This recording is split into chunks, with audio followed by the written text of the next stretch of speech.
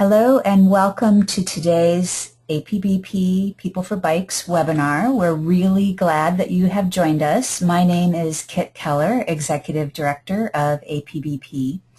And today's webinar is the first in a series on green lanes. So we hope that you will enjoy this presentation and come back for more in the future. If you have any technical difficulties at all during the webinar, please make a note of this telephone number. The people at GoToWebinar are really excellent about working with and through any technical issues.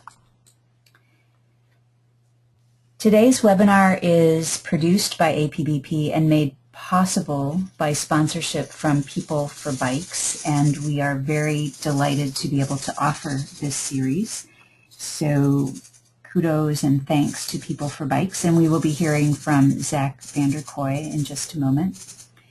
We have applied for continuing education for today's webinar, so please make a note of the process if you are looking for continuing education. If you are watching the program today at a site with other people, do be sure to sign in on that host's sign-in sheet because APBP is then required to maintain those until the end of time. Thanks. All right, so we want you to add these trainings to your calendar. This, as I mentioned, is the first in a series on Green Lane Project webinars. So the next one will be on August the 6th and then October the 1st. And December the 3rd. And those are all on Wednesdays because we enjoy having webinars on Wednesdays and hope that you'll be able to join us for those. And I would be remiss if I also didn't take this moment to suggest that you also attend our regular monthly webinar for July, From Fast to Safer, Best Practices When Road Speeds Change. And that is something that many people deal with in their communities. Today's webinar presenters are Zach Vanderkoy, International Programs Manager at the Green Lane Project People for Bikes, and Nathan Wilkes, who is an engineering associate in the city of Austin, Texas, and Craig Williams, Senior Associate at Alta Planning and Design. And Craig is also a current member of the APBP Board of Directors and was a founding board member. And in fact, today is APBP's 16th anniversary. So Craig, thanks for being part of that process many years ago. I'm not going to read the bios for our presenters except to highlight one or two things about them. Nathan has been an active collaborator with the NACDO Cities for Cycling Initiative, and that's the National Association of City Transportation Officials, as well as the People for Bikes Green Lane Project. And both of those efforts are designed to move forward best practices in bicycle facility design. As I mentioned, Craig is a member of the APBP Founding Board of Directors and currently is a board member. And he is one of the first, or was one of the first, state bicycle pedestrian coordinators with the State of Illinois Department of Transportation and has spent many years in the private sector as well. So with that, I think we'll go ahead and get started. And Zach, I will welcome you and invite you to make opening comments. Sure. Thanks, Kit. I'm just going to very briefly explain what the Green Lane Project is to the audience and more importantly, what the goals are for the webinar today and the four-part webinar series that we are presenting in collaboration with APBP. Green Lane Project is a national effort to catalyze the installation of protected bike lanes across the country. It is intended to advance the state of the practice on this very new innovation in bike lane design. And many of the cities that you may be representing today may have applied to be part of the Green Lane Project. It is a close partnership of 6 of the leading cities that are working on figuring out how to do protected bike lanes in the American context. What we mean by a protected bike lane, it's a synonym with a cycle track. We're talking about modern, kind of next generation bike lanes that have some kind of a physical barrier, physical protection between people in cars, people on bikes, and sidewalks.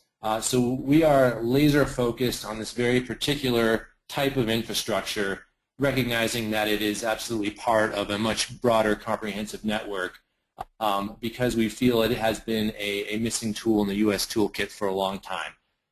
So we offer cities that are selected strategic resources, some small grants, some study tours to American and European cities, and a multi-sector engagement. So we don't just work with the technicians, the planners, and the engineers, but also political leadership, the business community, all with the goal of helping cities get projects on the ground. It's a program that's all carrots and no sticks. We do a lot of storytelling. We have a blog at greenlaneproject.org that covers all topics related to protected bike lanes, from the very technical to more of the kind of political and social changes that are related to protected bike lanes. We call ourselves, or think of ourselves, as the national PR agency for protected bike lanes. So we like to tell positive stories about what's happening in cities.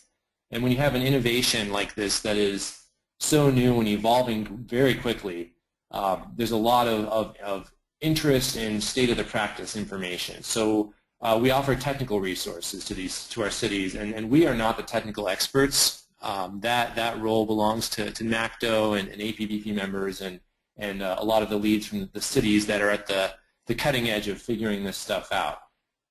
This webinar series is intended to take some of these conversations that have happened within the Green Lane Project focus cities and make that information more widely available to professionals around the country that are working on protected bike lane design. So this particular webinar, Accessibility, Americans with Disabilities Act and Protected Bike Lanes, came directly out of a request from our 6 focus cities as one of the technical issues they were wrestling with as they figured out how to translate some of these European practices to American context. So that's today, and then the future webinars in the series, August 6th, October 1st, and December 3rd, will cover other topics that are deep dives into specifics about protected bike lanes, such as intersections, interactions with transit, and we will find some of the best experts in the cities that have had the most experience with this to share their experiences more widely. With that, I think I'll stop talking and let the experts take over and tell us what they've learned about accessibility and protected bike lane design. Well, thank you so much, Zach. And with that, I will welcome Craig Williams. All right. Very good, Kit. Can you see my screen okay? We can. I think it needs to jump into slideshow mode. Yep, there you go. Perfect. All right, very good. Well, thanks very much, Zach, for that introduction, and Kip, thanks very much for setting this up for everyone. It's really been a pleasure to work with the Green Lane Project over the last year or year and a half on this issue, and it's really quite an issue that's pretty close to me. I had a great opportunity over a 2 or 3 or 3-year period to work closely with Scott Winley, doing a series of designing pedestrian facilities for accessibility courses for Michigan DOT all around the state. And Scott and I had a great opportunity to spend several weeks together teaching this course, and it really gave me a great opportunity to get a lot of insight to the concerns that the people with disabilities have, and then try to apply those to some of the protected advanced bike facilities that we're dealing with right now. So as Kip mentioned,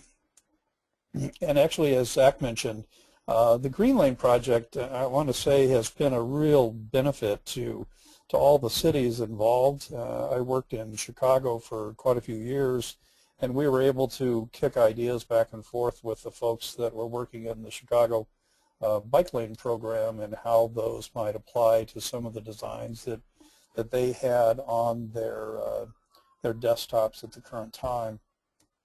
So the question that came to us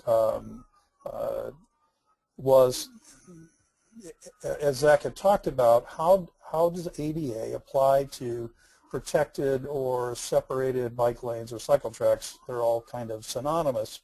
So we had a number of conversations with those 6 Green Lane cities to try to understand what their concerns were.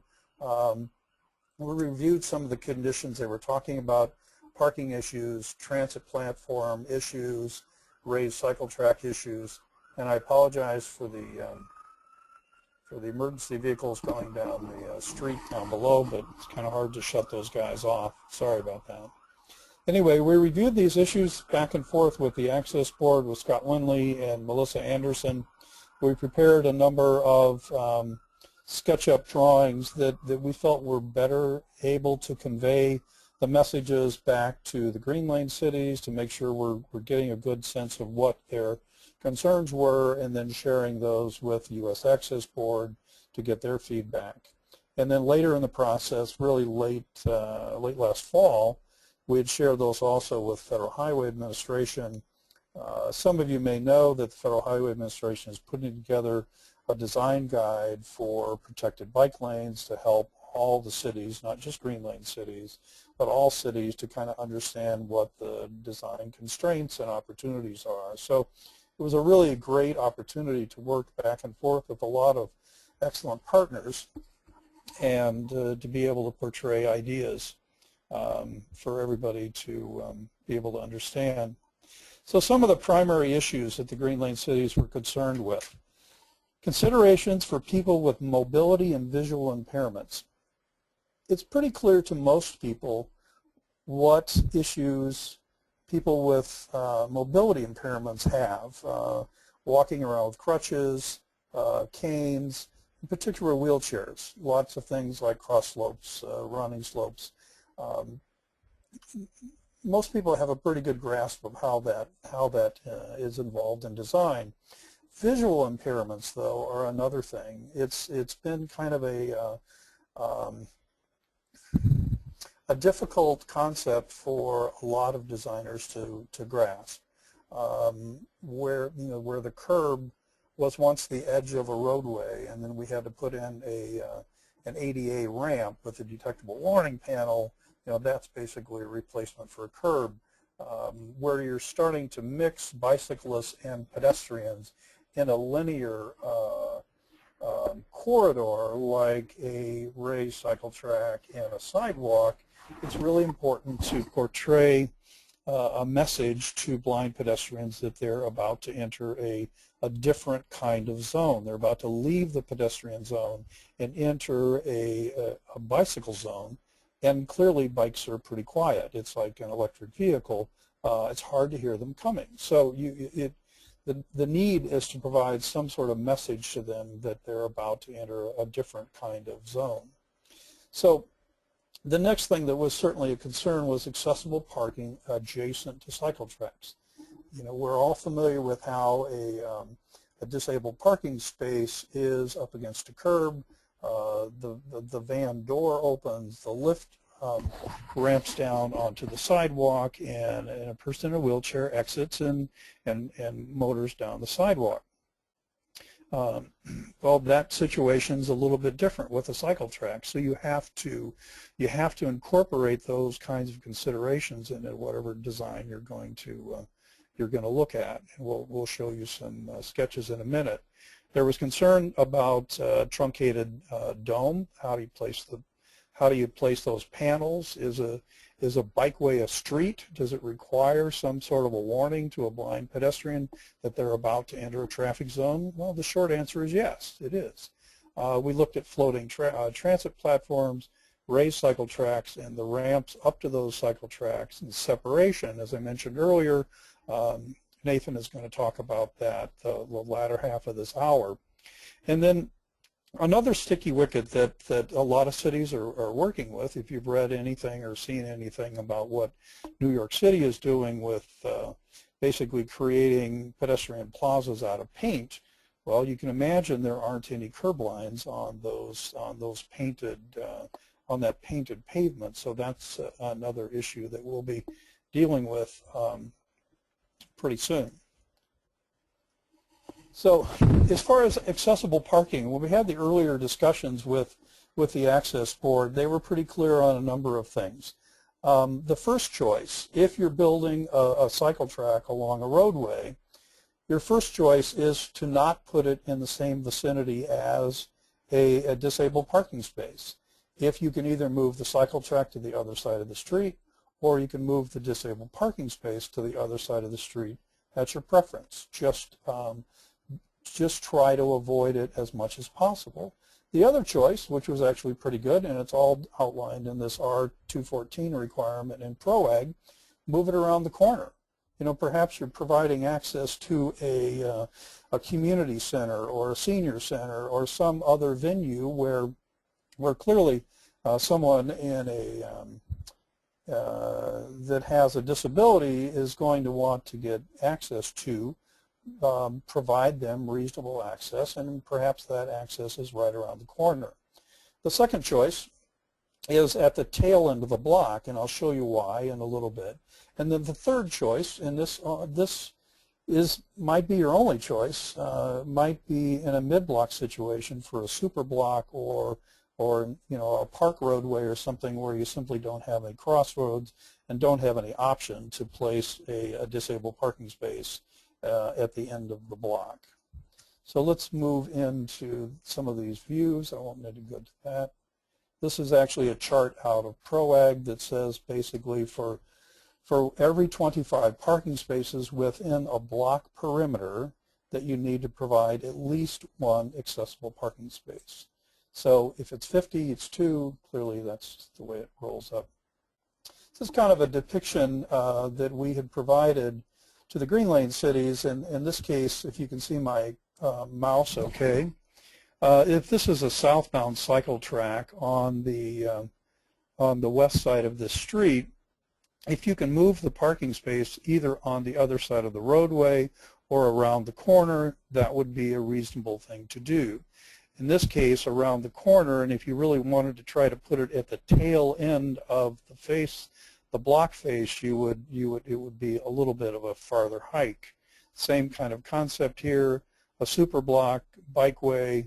Your first option is actually around the corner. Second option might be at the tail end of the block. The third option would be the mid part of the block.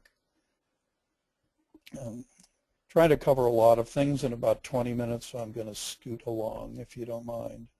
So this is the first graphic depiction, and I want to say first that a colleague of mine, Jack Seeby, had developed all of these for us at Alta, did a really great job, very responsive, very understanding of the issues. We also vetted all of these designs with Joe Gilpin from our office, who a lead role in the leading role in the development of the NACTO guide. So we feel like these are pretty well vetted from a bicycling perspective, pretty well vetted with the access board from an ADA perspective. So what I talked about earlier, we're providing a accessible van parking space at the tail end of the block. You want to make sure, and these dimensions are consistent with ADA and PROAG. You want to provide 8 feet of clear space at the end of the van.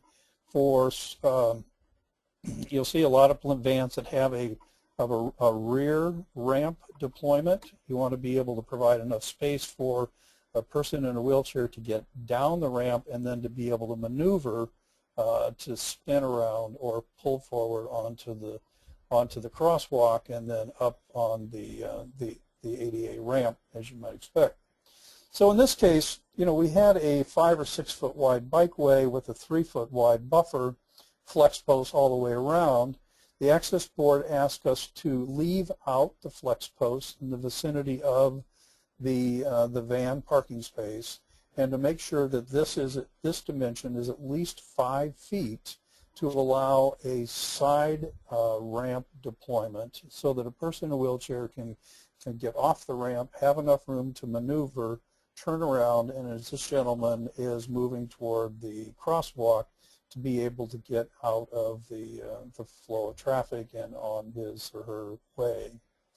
And the other advantage to this is that by constricting the amount of space for cyclists in the vicinity of this disabled parking space, we felt that it would give a message to a cyclist that they're about to enter a protected zone and to be able to slow down and to look out for obstacles. So again, I mentioned this 5-foot accessible width.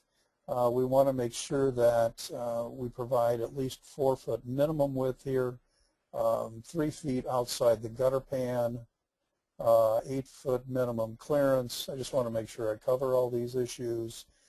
In this case, we had just shown a flexible post, and it isn't so much for it isn't so much a accommodation for accessibility, but it's just letting motorists know that they're not in a traffic lane, they're really in a parking lane. This concrete curb is a design option that the City of Chicago asked us to show because they want, again, to be fairly clear that this is a protected parking area that protects the bikeway.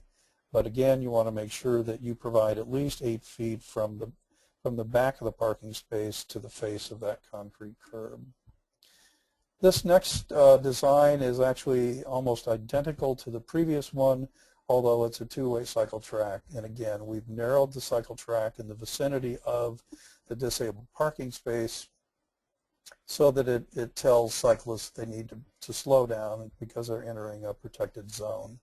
The one thing that isn't shown on both of these is that there is a requirement for a sign probably placed in this buffer area that is, I think, an R7-8. Basically, it's a handicap parking sign. So the next item, this was option number 3 when we said that, okay, the access board said your third option is to provide a mid-block disabled parking space. So what we've shown here is pretty much the same kinds of design considerations that we showed in the tail end parking space, 5 feet of space so that a person in a wheelchair can maneuver, and then a clearly marked pedestrian crosswalk along with shark's teeth, kind of a yield marker for pavement. Again, we've constrained the bikeway space to let them know that they're entering a protected zone, that the pedestrian, particular a person in a wheelchair, has the right of way, and the cyclists need to slow down. These, I want to mention too that what we've shown here is a corduroy detectable warning strip. I won't get into that right now because I know that Nathan is going to talk about that a little bit later on. So let's hold that for a second.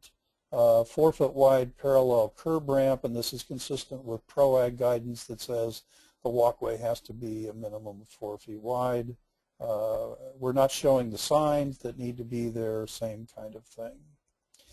Now, I think that it's advisable, although we haven't noted it here, that it's possible that you may want to extend the length of this parking space so that, particularly in a very long block, so that if someone has a rear deployed ramp on a disabled van, that they have an opportunity to get out of the back of the van and maneuver. So you want to make sure that you could make sure that space is longer.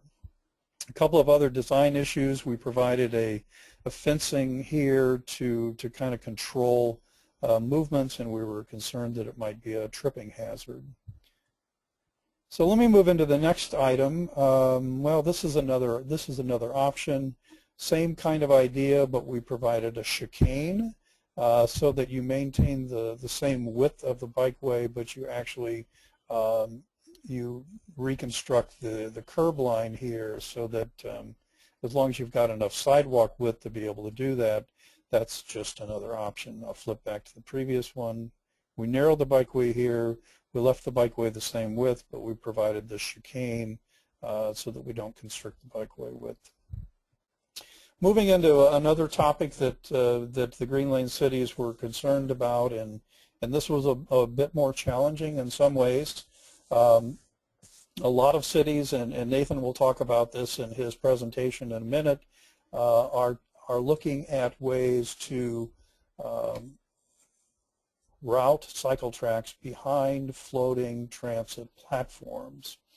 So what we tried to do here is take designs that a lot of cities are already using and make them more accommodating to persons with mobility devices or people with vision impairments. In this case, excuse me a second. The bus pulls up to a designated space. His lift flops down. Person in a wheelchair exits the ramp and then rolls directly across a raised crosswalk. Can't see that terribly well in this design, but what we did was we provided a raised crosswalk. The cyclist ramped up and over the crosswalk and down again. Now we've shown here that it's a minimum of 4 feet, and that's only being consistent with PROAG. The recommendation is that that ramp be 6 to 8 feet wide. I'm sorry, the crosswalk be 6 to 8 feet wide, partly because, for 2 different reasons. In an ideal world, if you have plenty of room, you really want to make this island 8 feet wide so that you have a sufficient amount of space for this ramp deployment. In this case, we were trying to design for a minimal width ramp, and it really can't be any less than 5 feet. But in order to make that work, you're using a portion of that raised crosswalk as part of your deployment ramp. So again, ideally it's 8 feet wide, minimally it's 5 feet wide, just to be consistent with PROAG and ADA. What we also tried to do was restrict movements across the cycle track to 2 different places. You can see that we've got a fencing here on this case and in this area as well, because we really wanted to concentrate pedestrians in this raised crosswalk area or the exit ramp here onto the crosswalk. I think those are the highlights. 3 other things I wanted to mention. These actually, the next 3 slides are directly out of the Designing Pedestrian Facilities for Accessibility course that APBP conducts around the U.S. have for the last 5 or 6, 7 years.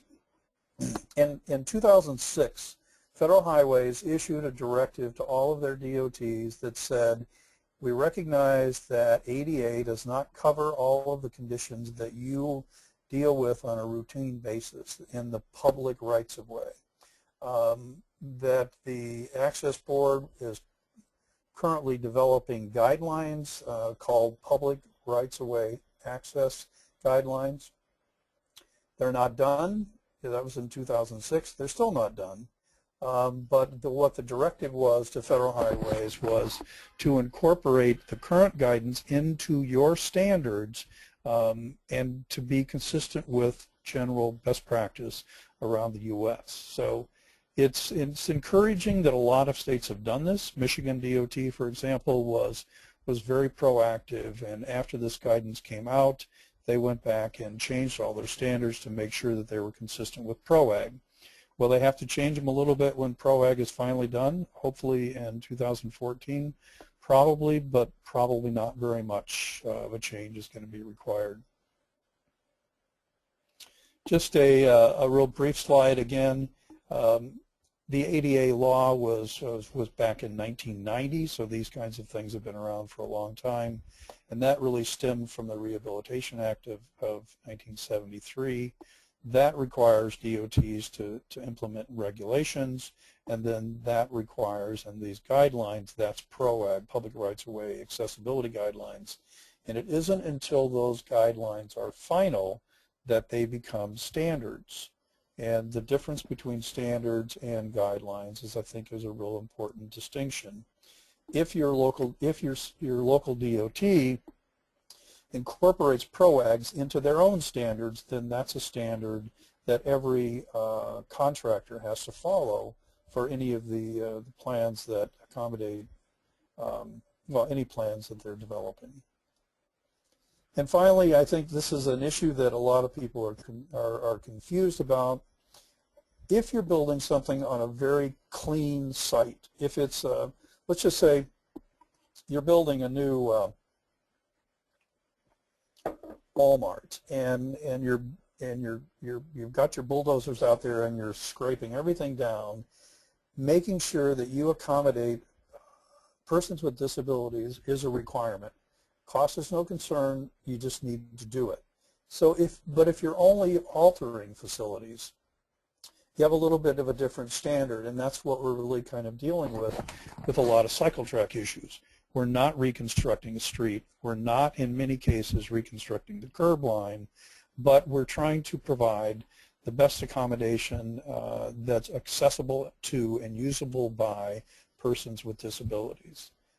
There are different requirements for existing facilities, and I think the key language is that you need to provide this language. Individual pedestrians must be reasonably accommodated where necessary to their use of a covered program, and that includes curb ramps, sidewalks.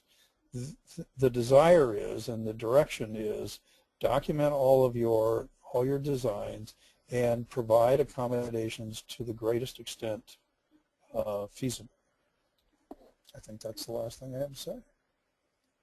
So if you need any information, you need to contact us about any questions regarding these designs, please let us know. And I think I'll turn it back over to Kit and to Nathan. Thanks very much. Thank you, Craig. That was a really interesting presentation, and the design sketches were very, very interesting. I would like to launch a poll right now to see how many people are here watching at your location. And so that poll is now up on your screen, and if you can take a moment to respond, that would be helpful. We like to know how many people are watching the webinar either by themselves or with guests and colleagues, which we highly recommend so that you can build support for each other. And by the way, I would be remiss to not mention that I have some guests in my office today. They are baby birds, and they are making a bit of a ruckus in the background. So if you hear something that sounds like maracas, that is what it is, and my apologies for that. So it looks like we are about 95% voted, so I'll go ahead and close the poll and share the results with you so that you can see. And again, hats off to people who are gathering colleagues to watch together. I will now go ahead and transfer the controls to Nathan. So Nathan, you will be seeing a show my screen notice. And in the meantime, Craig, could you let us know if you, where can people go to find the guidance that you've been talking about today? Craig? The best source would be the Green Lane Project, and I'll leave that to Zach. Okay. We'll have to share that with Zach, and we'll contact him to see when it might how people can collect it. Okay, excellent. Okay, good, very good. So we should now. I've not seen my notice yet. Yeah, now you should. I needed to close the poll. Do you see it now? I do not. Okay, I'm going to take the controls back for a moment then, and then I will resend them. Sometimes they end up hiding behind your controls. So do you have your PowerPoint open in slideshow mode? I do not right now. Okay, all right, so let's try it again. Here we go. Okay, I got it. You do. Super. I think that was on my side with the poll. I saw you take it away from me, but I never got it. Okay. All right. Thanks. So can you all see that? We see your screen. Thanks, Nathan. All right. Thank you. So I'm Nathan Wilkes. I'm a planner and designer of bikeways here in Austin, Texas, and I was going to show how we're putting the concepts Craig talked about into practice and elaborate on a few of the ones that he mentioned briefly. So before I get into it, Craig talked a lot about PROAG, and I wanted to paint a little picture. He mentioned the standards that different states have, and here in Texas we have the Texas Accessibility Standards, and these do not really account for the information and nuances about the right-of-way that PROAG has. So currently, right now, our standards are really tailored towards site environments and buildings rather than rights-of-way, which are much more complex and less controllable. So that's really driven a lot of our design decisions, and I'll talk about that. So I'll show you a couple examples of projects, and it'll really paint a picture of the kind of constraints that we operate under when we're scoping projects and how we choose to accommodate people with disabilities. So my first example is the Guadalupe protected bicycle lane. Here you can see it's a 2-lane road in each direction and parking buffered and a cycle track against a curb. This is right next to the University of Texas in Austin. So the first challenge, ADA challenge, was how do we get people across the street? And you can see here that we took the strategy of using that New York style, paint as pedestrian space, and we have planters reinforcing those edges to reshape the street quickly outside of a reconstruction project. So one, for people with mobility disabilities, it's pretty straightforward that you just have a ramp, you come down to street level, and you cross the street. But for people with visual disabilities, what we came up for in this project was we would put the truncated dome indications back at the existing curb rather than out at the street edge. And the reason was that we did not have the guidance that we were comfortable with at the time, and to define that street edge for people that cannot see it. And Craig mentioned that that's an opportunity moving forward to have better guidance about how we can handle those types of situations. I think there's probably good tools out there. But again, we kind of took the safe route and had a longer crossing distance. And you can see people do queue out in the street and take advantage of that potentially shorter crossing across the vehicle lanes. And we have the cycle track all behind that. So here's another example. This is a mid-block pedestrian crossing. You can, it may be a little hard to tell, but this is the largest crosswalk we have in our city here, and maybe the largest one I've ever seen.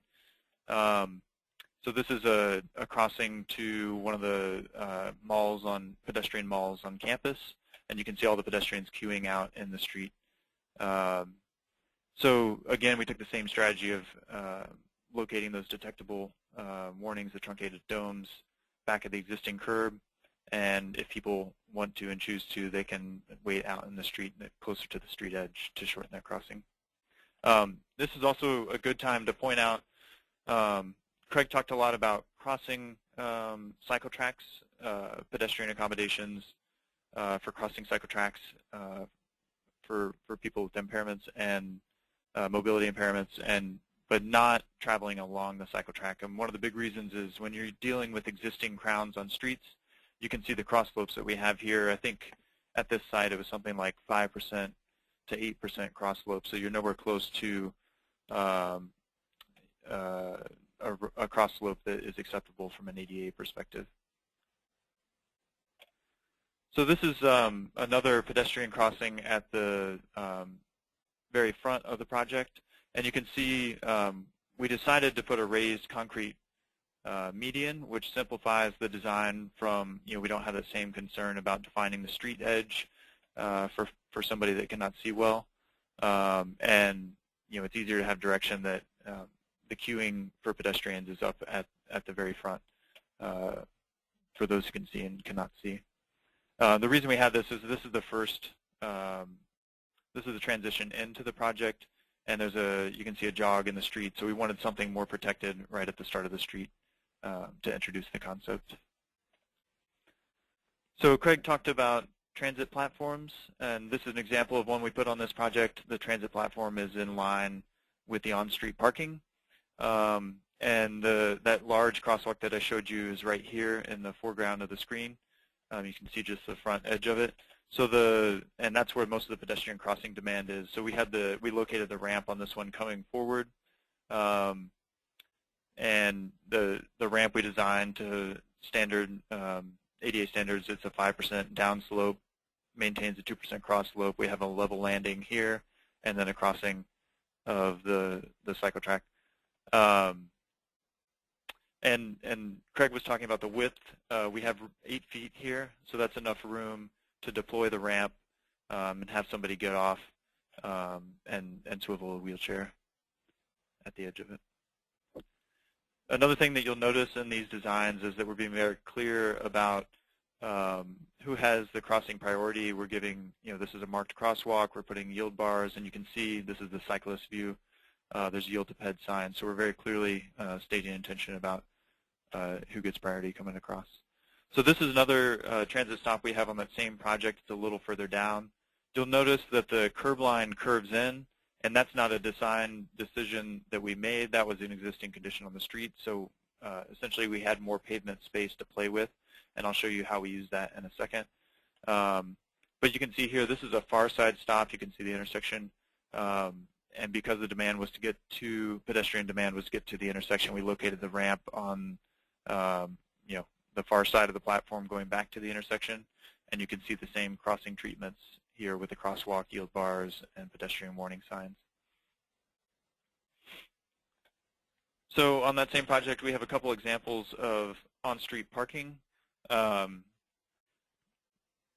I explained, we're in a different regulatory environment, and we do have the ability to use PROAG for projects, but the default for us is to use the Texas accessibility standards. So in this case, because we had all this room, again, this is the existing curb popping out, we had all this room to work with. We were able to meet the space requirements and grade requirements of the Texas accessibility standards asked.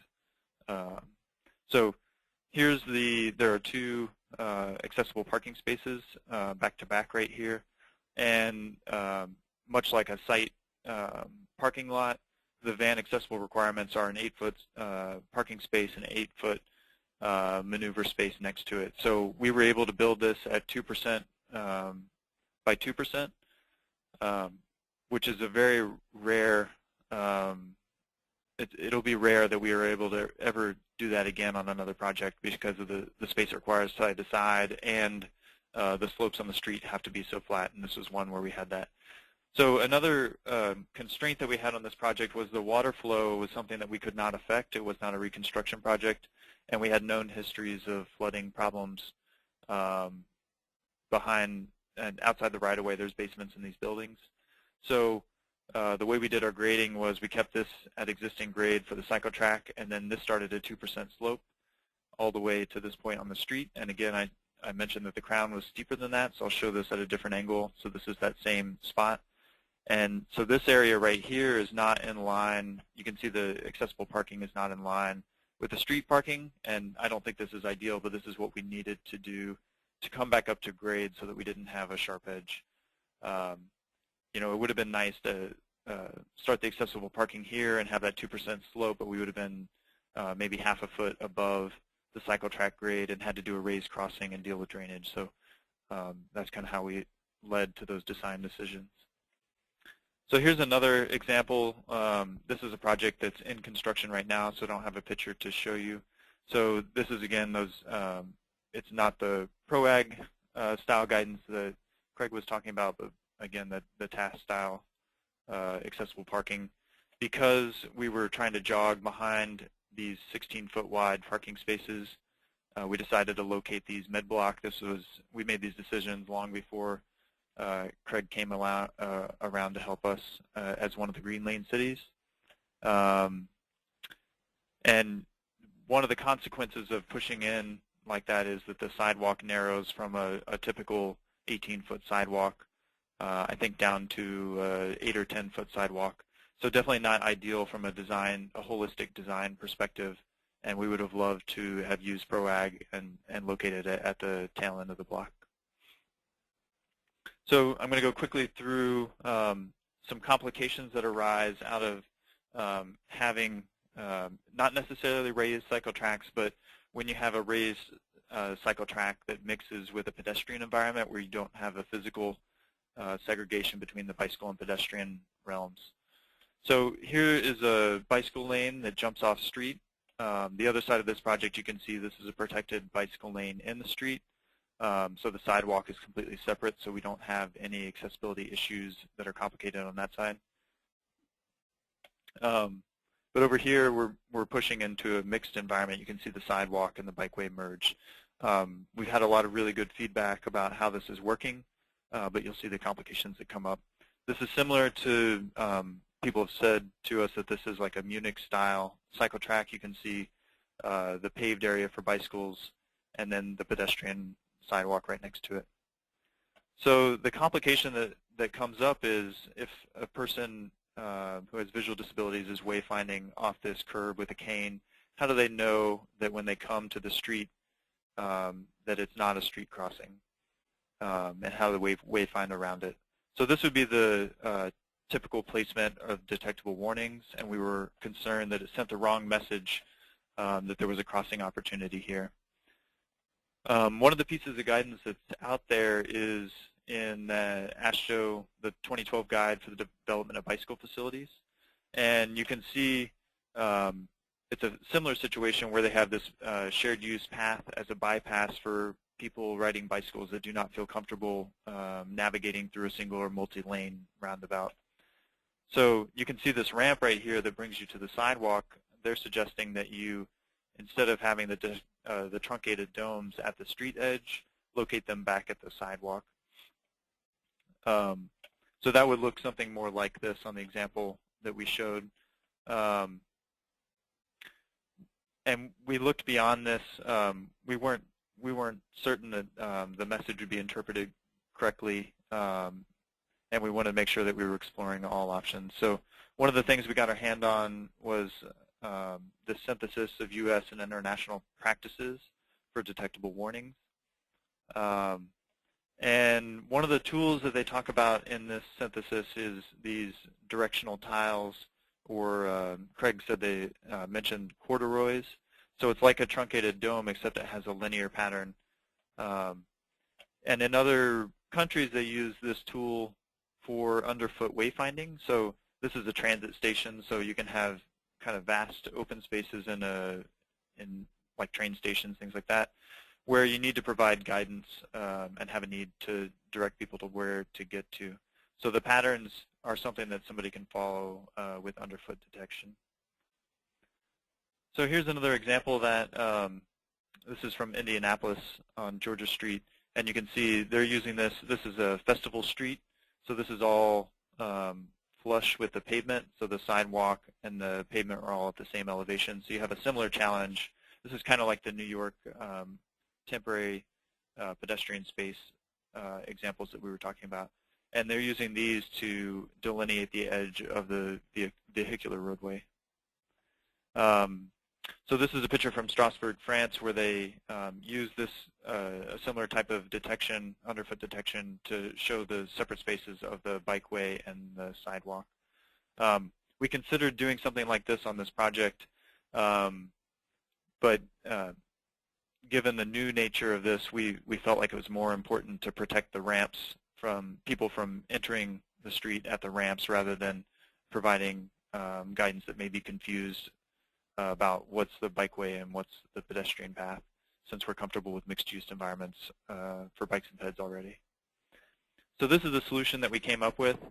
We use those linear wayfinding tiles, so if somebody is walking along the sidewalk, they would wayfind along to the sidewalk rather than the ramp. So we felt like this was intuitive enough. It was based on international best practice, and it was what we thought was the best tool for the job. And we look forward to getting better guidance moving forward nationally. So the same project had an exit ramp, and you can see we had the same maneuver as people need to be wayfound to the sidewalk. So there's other locations where that the roundabout style treatment may not work very well. If we put truncated domes right here, there's really no place to set it back to provide a different type of indication. So we thought those linear wayfinding tiles, the corduroys, worked really well to allow people on bikes crossing on this bridge to come up and get back into the street in advance of a bicycle lane. And this is another bridge example that we have crossing our river downtown. We have a shared use area on the bridge, no bicycle lanes on the bridge, and again, we want to, once we have the street space for bicycle lanes, allow them to drop back into the street, and we use these linear tiles. So I have one last example. So all those linear wayfinding tiles and ramp examples were a really good reason to separate bicycles and pedestrians where at all possible. And this design example shows you something we're working on. That's a fairly complicated intersection design. It's different. It's modeled after the Dutch-style intersections. But it really shows that if you keep the bicycle and pedestrian spaces separate, it's very easy to communicate to people with visual disabilities exactly what's sidewalk and what's not. So just an example, if you're walking along the sidewalk, you get to detectable warning, you know you're crossing a vehicular space, and then this set of detectable warnings is a refuge island. And then you cross the street and you get to the other side. Same, you have a refuge island here, you cross the cycle track, and then you get to the sidewalk. So in this design example, an outside firm was doing the design, and they were inquiring about, can we just get rid of this island that separates the pedestrian refuge and the bicycle path? And we said, well, if we get rid of that, we'll have ambiguities about where each of those user groups are located, and we'll have a much harder time sending the right message with detectable warnings about what the crossing would be anticipated to be. So that's an overview of how we're using accessible designs with cycle tracks, and I think we're really excited about developing a national toolkit to better solve these challenges and have better upfront guidance so we can make decisions quicker and get to a place that is comprehensible to everybody that uses these types of facilities. So with that, I'm going to turn it back over to Craig to close up, and thank you. Thank you, Nathan. Great job. Thanks, Nathan. Sorry about that. Thanks, Nathan. That was, again, really interesting and a great examples of trying to apply some of these concepts.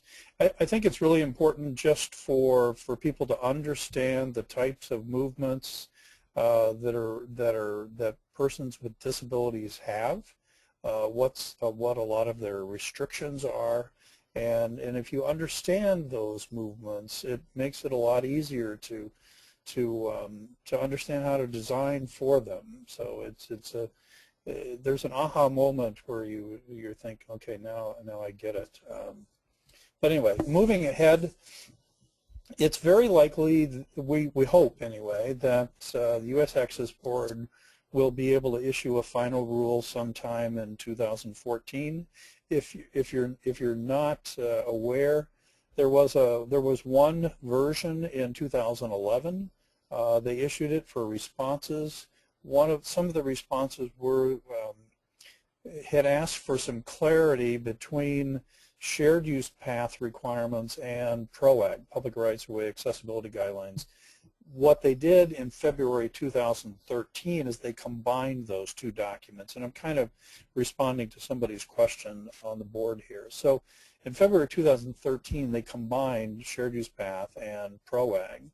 Right now, they are responding to all of those, all the inquiries, all the comments they had on that notice of proposed rulemaking, and we're hopeful that they'll be issuing this final rule sometime this year.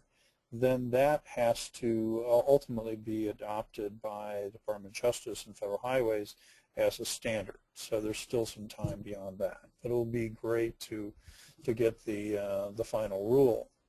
As I mentioned earlier, Federal Highways is developing cycle track guidance right now. We're hopeful that they'll be incorporating some of these EDA and PROAG aspects into it. We're going to continue to work with the Green Lane cities to identify other issues out there, such as how do we deal with painted basically in New York-style public plazas. I was actually literally last night in Balboa Park in San Diego, and they have the same kind of thing there, and they've attempted to place some detectable warning panels at a likely place where pedestrians would cross, but there are a variety of places where a blind pedestrian might wander out into the traffic zone, and it's important to understand about those movements. And finally, I can't close without giving APBP a plug. APBP does have a Designing Pedestrian Facilities for Accessibility course. It's either a day-long course or a day-and-a-half-long course. Really, really great course. We've given it to MPOs and communities and state DOTs. If you're interested, go to APBP's website and search for that. So I think I'll turn it back to Kit. Thanks very much for your attention. All right, then. Thank you so much to Craig and to Nathan for a job well done. And what I will do now is show a slide of them as we ask a few questions. And as I'm putting that up, I'd like to ask a question to Nathan. Nathan, a question from Luis. Do your designs anticipate paratransit use or passenger drop-off at the curb at intended destinations? That was not something that we dealt with on this particular project. We were accommodating our accessible parking at designated spaces only. Okay, and then next, Nathan, your photos show a buffer of about 2 feet, looks like. Is that working, or are you seeing conflicts with people on bikes? Between the doors of the, like, car doors opening, is that? I think so. Well, I'll speak to it generally. The cycle track is 7 feet in width from the curb face, and then a 2-foot buffer, and we have flex posts there to reinforce the buffer, and it's been working well. I think we have enough space. There was a question about signs, and we've located our signs on this particular project behind the curb because it's close enough in proximity, and those have been legible to people. Okay, great. And Craig, I had sent you a few questions earlier. I noticed that you've responded in writing to some of those. Do you have any other points you'd like to make? You want to call any of them out in case people are not tracking the question box? Yeah, let me look at them real quick here.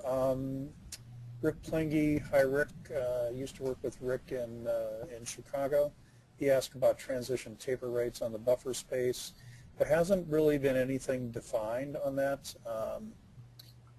It's kind of engineering judgment. I think I'd use at least a 2-to-1 or 4-to-1 or something, but there isn't any requirement. The only requirement would be that the buffer space, the 5-foot width, needs to extend to the ends of the accessible parking space. And then Lewis asked about the parking sign in the buffer zone. It was a comment to us from Federal Highways that we needed to show the sign. We just hadn't shown it at the time. I think placing it on the curb would be fine.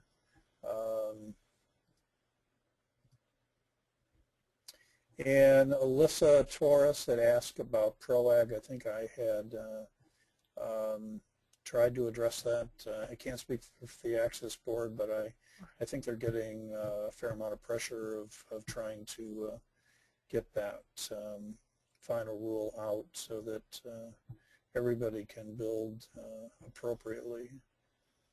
And is there a handicap sign for mid-block location? Yes, there should be the same sign at R7-8 should be on the mid-block location as well as the tail end of the block location. Okay, great. Thank you. A couple of questions then for Nathan. And I did forward these to you. I don't know if you've had a chance to look at them since you've just finished your presentation. But one of the question is, how is parking enforcement handling the parking restrictions? The accessible parking restrictions? Mm-hmm. Yeah. So this is an area, luckily on this project, we have parking meters, which fund parking enforcement. So they go through it and enforce all the regulations for parking. So it's a place where we've not had problems with any kind of compliance due to lack of enforcement. Okay, and Jacob had pointed out that your example of the bus stop on Guadalupe, I believe it was really a good example, and we certainly saw a lot of that kind of treatment with cycle tracks on the European scan on bicyclist and pedestrian safety and mobility. So it's nice to see some examples now in the U.S. as well. A question kind of drilling down into the details here from Esther to Nathan, is the second ramp needed at floating islands? And I assume we're talking about transit floating islands here, because Craig showed that there were 2 ramps. I'll run with that. Okay. In our examples, we only had 1 ramp on each, and that was due to project constraints. And again, Craig hadn't gotten his guidance to us by the time that we had designed that. But there's definitely demand to go both ways from transit platforms, and having a ramp on both sides is definitely a good way to go. If you locate the transit platform, like Craig showed, near an intersection, dumping it right into the crosswalk is a great way to kind of save space and provide that connection. Okay, and that Esther said yes, that was exactly what she was asking about. A question from Robin to Nathan. In the ultimate design, is the push button located outside the cycle track or on the waiting area? That gets into how you want to signalize the crossing. My preference in general would be to have a non-signalized cycle track crossing indicated with detectable warnings, and then to have the signal timing of the vehicular clearance time from the pedestrian island that's floating out to the other side of the street. And that gives you just more flexible street operations. So in that case, if you do have push buttons, they would have to be located out in the island. I think on that street, we did not have push buttons. They're on auto recall. But if we did, we would have them back at the outside curbs on each side of the cycle track. Okay, and then this is a question that came to us in advance, and this again may be drilling down into details, but I don't think it was shown today. Could you address the different considerations or strategies for one-way versus two-way protected facilities related to accessibility? Has that come up yet? I think the real big difference is that the width requirements are different, and that you need to communicate the message that you're about to have a crossing of an accessible path or a pedestrian path from both directions. Other than that, most of this, I think Craig maybe showed one of a two-way facility, or maybe he cut that slide out. But they're very similar. No, we did. Okay. Okay, perfect. Well, we did have a few more questions, but we're a bit over time, so I want to be respectful of people's time and go ahead and adjourn our session today. Thanks to Zach for the introduction, to Craig for the overview and the details, and for Nathan's great case study and work in Austin.